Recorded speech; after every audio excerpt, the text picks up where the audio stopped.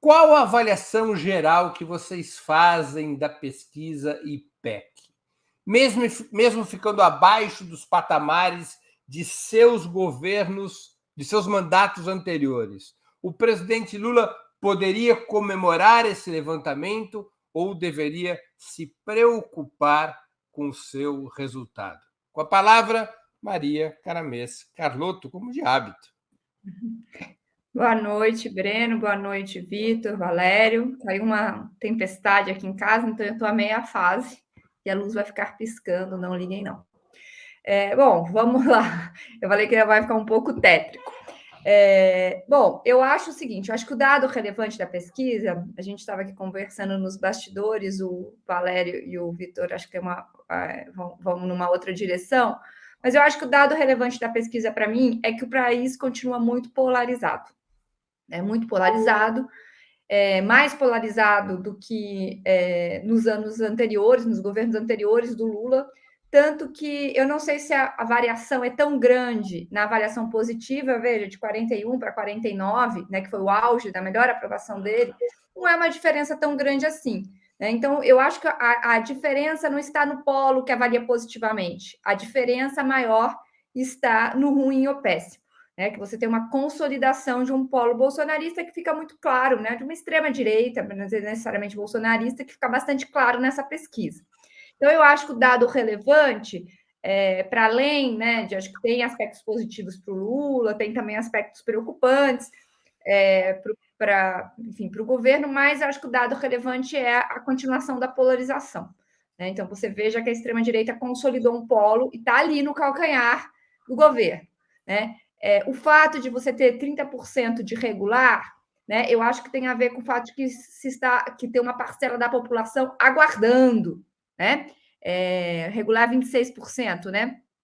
Mas não é isso? Regular 30%. Regular 30%. É isso mesmo. É que eu olhei, bati o olho e falei, será que eu falei errado? Não, mas é isso mesmo, 30%.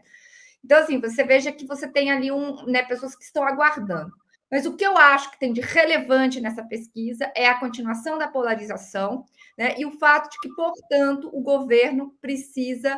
É vital para o governo Lula apresentar resultados muito positivos, principalmente na área econômica, para consolidar essa vantagem em relação ao bolsonarismo, né? Que aparece, né? Depois a gente vai falar das clivagens, que continuam parecidas com as clivagens da eleição, mas eu acho que isso mostra o quanto é vital para o governo Lula fazer mais do que ele fez nos governos anteriores, caso ele queira consolidar a derrota para a extrema-direita, que a meu ver, deve ser o objetivo principal de qualquer governo, e particularmente do governo Lula. Com a palavra, Vitor Marques. Olá, Breno, boa noite Maria, minha amiga querida, Valério, bom estar aqui de novo com você, companheiro, e boa noite a todo mundo que nos acompanha ao vivo, que depois vai nos assistir. Na minha avaliação, a pesquisa não traz grande surpresa, ela está dentro do esperado, mas eu considero que o viés seja positivo. Respondendo diretamente à sua pergunta, eu acho que o governo tem o que comemorar com essa pesquisa. Primeiro porque ele já de cara aparece com um nível de avaliação positiva consideravelmente superior ao Bolsonaro, mesmo no seu melhor momento, né? Não só comparando o Bolsonaro no começo do governo, né, como no final do governo também, tá? Então, já de cara, entramos com o governo melhor avaliado do que está saindo.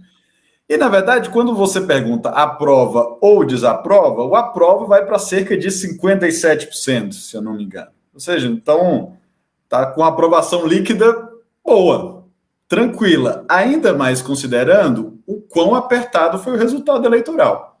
Porque não tem governo ainda para essa avaliação, tá certo? Eu acho que tem uma grande paciência, né, uma expectativa, sobretudo nas classes populares, e aí você vê que sempre o maior apoio ao governo, a maior confiança ao Lula, a maior aprovação, estão sempre naqueles que ganham até um salário mínimo, está concentrado ali, e nós temos aí um campo que desde o começo mostra o seu rechaço pelo governo. É uma coisa que me parece curioso, que vale a pena ressaltar, né, que a aprovação ótima, né, o ótimo, ele é menor do que o bom, né? Mas o péssimo é maior do que o ruim. Então, você tem um setor da população que está identificado ideologicamente com a direita, e ele considera já de cara o governo péssimo. Péssimo por quê? Porque é contra seus valores, tá certo? Então, o que a gente tem agora é, sobretudo, uma continuidade ainda da percepção política da eleição. Claro que o Lula, se beneficiando com o fato de ter sido ganhador da eleição, é positivo para ele que, apesar de uma eleição apertada, ele já abre uma vantagem boa aí, uma diferença líquida entre aprovação e desaprovação, que não é comum no mundo nesse momento. Tá? Uma coisa era na década de 2000, onde o clima político em geral era muito mais despolarizado. Isso aqui não só no Brasil, como em outros lugares. Né? Agora, em geral, por exemplo, você pega mesmo um presidente que ganhou também por uma margem pequena, mas acho que até maior do que a do Lula em termos de votos populares, como o Biden, né, não tem uma aprovação líquida como o Lula tem. Né? Já tem, acho que já lá nos Estados Unidos já é maior a desaprovação do que a aprovação. Então, num momento em que os governos, a política está polarizada e os governos são julgados de maneira muito dura, né, acho que o Lula consegue um respiro, e acho que o caso não é comparar com os primeiros governos, no qual ele ganha o segundo turno com cerca de 60%, ou seja, com a dianteira bem mais folgada, né? Mas considerando que nós estamos saindo de uma situação muito próxima do empate, né, Azul? Valério Arcari com a palavra. Está sem som, Valério. Muito boa noite a todos. Bem-vindo de volta, Breno. E uma satisfação, como sempre, estar com a Maria Carlotto e, mais uma vez, com o Vitor Marx, a nova geração dos intelectuais de esquerda brasileiros. E a todos aqueles que, evidentemente, acompanham esta noite o outubro. Duas notas breves. Primeira nota.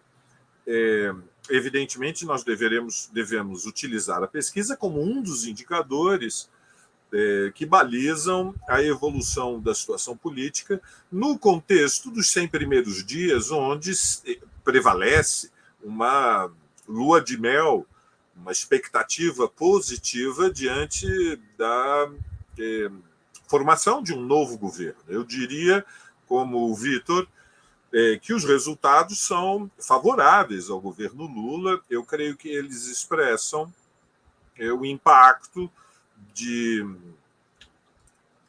3 grandes episódios. O primeiro é o que prevaleceu depois da tentativa golpista do 8 de janeiro, que foi o repúdio generalizado, aquela semi-insurreição insana que ocupou os prédios dos 3 poderes da República.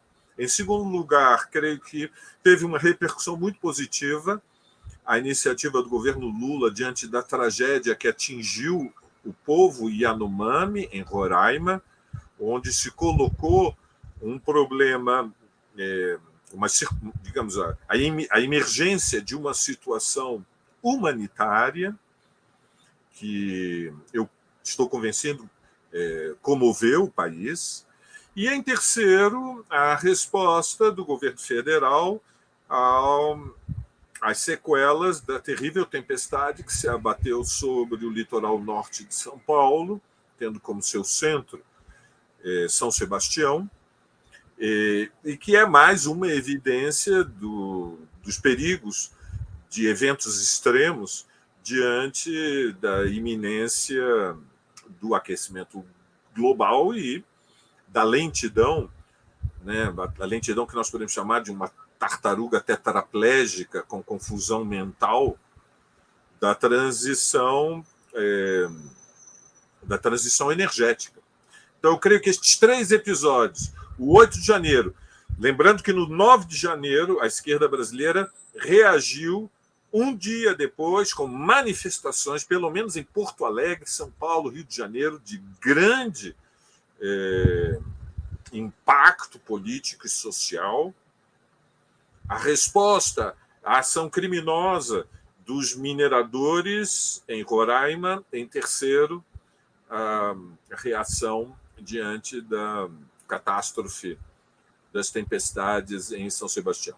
Então, esta é a primeira nota. A segunda nota, muito breve, eu creio que a pesquisa expressa que o Brasil continua fraturado, ou seja, ainda que a relação política de forças, quando nós pensamos a superestrutura, a luta de partidos, a relação entre as instituições, esteja mais favorável, na relação social de forças, que se faz num nível de abstração diferente quando se analisa as posições respectivas de cada uma das classes sociais, e esta pesquisa ela é uma variável que nos permite medir a relação social de forças. Aí nós descobrimos que há um terço do país que se sente ameaçado pelo perigo comunista, portanto, muito ameaçado, 40% de alguma maneira, mais 10% de alguma maneira ameaçada, portanto, temos uma consolidação, como disse Maria Carlotto, de uma extrema-direita com liderança neofascista, com peso de massas no Brasil. Breno. Muito bem.